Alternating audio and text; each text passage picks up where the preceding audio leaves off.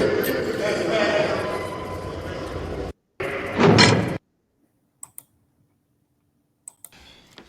this your boy CEO Hockley. Real quick, man, today's episode is being sponsored by OGHollywoodspeaks.com. Yes, that's right. OGHollywoodspeaks.com has this fly gear, man. Savage Drive, man. He has this very fly gear, man. He's a former prisoner that changed his life, did 25 years after receiving a life sentence, got home, and he been home 10 years, man. He's been out, he's been free 10 years. He has his own clothing line called Savage Drive. It represents the kind of drive you need to have to make it to the top, the kind of drive you need to have to stay free, right? And as we talk about this prison topic, I want to highlight and show and give respects to those that have been to prison and that are doing the right things in today's society. Everybody go to OGHollywoodspeaks.com and get that Savage Drive. If you got the drive it takes to be successful, man, support him. Also, you can follow him on YouTube. You can follow him on all social medias at OGHollywoodspeaks.com. We appreciate the support here at CEO Talk, and we also like to support other black people doing something positive, man. Savage Drive, that is the clothing line. Get yours today. Salute. What's good, man? As y'all see, I'm back in the building on this Fire TV, man. Y'all remember, go to www.com, OG Hollywood Speaks, man, and get that Savage Drive gear, man, because you got to be a savage out here in this flatland, man. It's tough out here, man. Oh, and by the way, join me tonight, day room, 8 o'clock, where we discuss trending topics. Me and the one and only CEO Hockley, man. Don't be late. Day room time tonight. Anyway, man, y'all already know I'm going to bring some fire to the screen, man. Speaking of day room, I got a hell of a video I want to show you, man.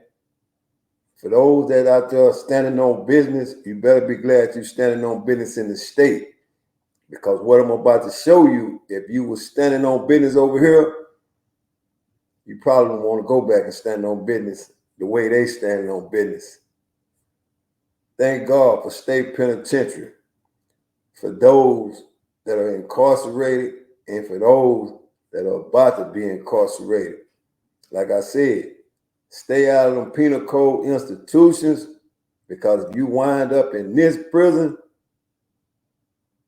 can't nobody save you. Can't nobody save you, man. This motherfucker I'm about to show you is real rare, but it's raw. It's real rare and it's raw. They doing whatever it takes to keep a motherfucker nailed to the cross. And y'all know the last time somebody got nailed to the cross, it didn't end well. So being in this prison here is just like being nailed to the cross, man. I'm going to show you this shit, man. Make sure y'all leave y'all likes, y'all comments, and y'all share this shit, man. If they had this over here in the state, I don't think a motherfucker be going in and out of them doors, man. Check this out.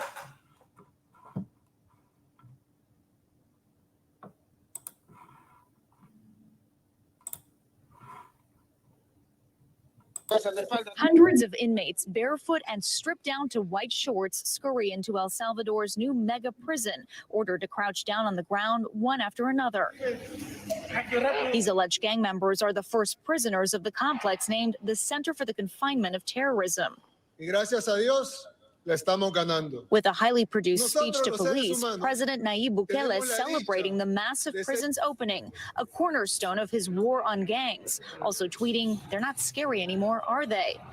The new complex, capable of holding 40,000 inmates, considered to be the largest of its kind in the Americas. The president touring the facility, fully equipped with armed guards and prison staff, workshops for inmates to manufacture goods, as well as dark isolation cells meant for solitary confinement and harsh punishment for, quote, anyone who tries to make any trouble. With no mattresses to sleep on or even any visitors allowed. Bukele declaring a state of emergency last March as violence plagued the country, with more than 60 homicides reported in just one day. Top Story has been following the story since then, reporting on the mass arrests that followed as police hunted down alleged criminals. They say they've arrested over 6,000 suspected gang members. This is standing on business for real. These people over here are real serious about cutting back on crime, man.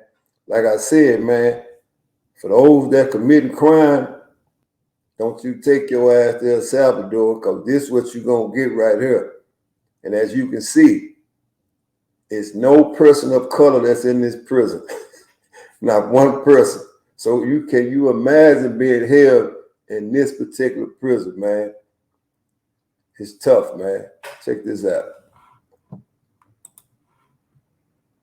Emergency declaration meant to be temporary, but extended several times, suspended some constitutional rights like arrest warrants and access to legal representation.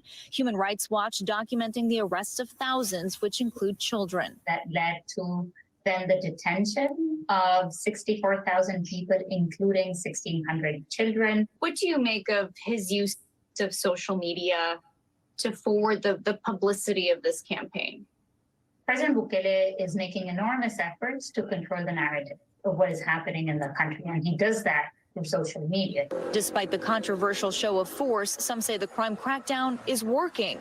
The president seeing the highest approval ratings of any other Latin American leader. Hay más seguridad, ando más tranquilo, puedo salir a caminar. Bueno, yo salgo a caminar todas las noches con mis hijos pequeños en toda la colonia. Y antes no podía. El Salvador's National Civil Police reporting a sharp decline in homicides this February compared to years past. While the violence has gone down, some believe the cost may be too high. We don't know if those who are being detained have committed a crime or are just there because they were tattooed and were in the wrong place at the wrong time. All right, Valerie Castro joins us now here in studio. Kind of interesting, 90% approval rating, and yet people were still afraid to go on camera to talk about his presidency. Some people are questioning the timing of this opening of the mega prison because of an indictment that was unsealed here in the U.S. That's right. Human Rights Watch is saying this is a way for the president to distract from that indictment that was unsealed last week against several alleged MS-13 gang members here in the United States. It includes allegations that they were engaged in, quote, secret negotiations with government officials in El Salvador for things like reduced prison sentences and special treatment in exchange for reducing the number of public murders. That would potentially benefit the president's approval, as you mentioned, Tom, but he has denied those allegations in the past. Okay, Valerie Castro. Valerie, we appreciate that. Thanks for watching.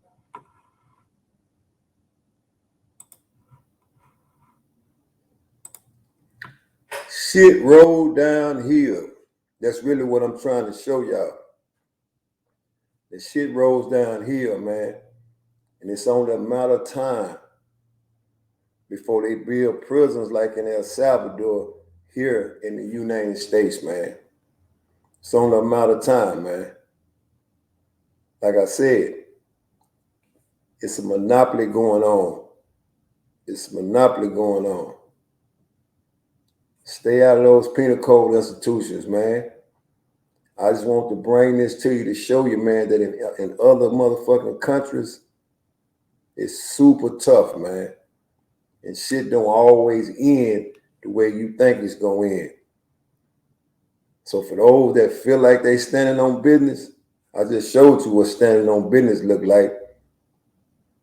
Motherfuckers getting treated like animals inside of a penal code institution. It's all about the politicians, man.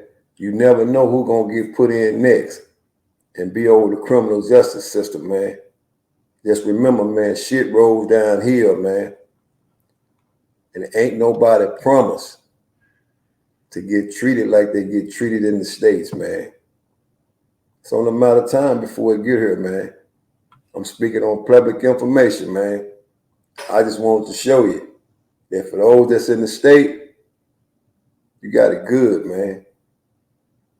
You got it damn good, man. Salute.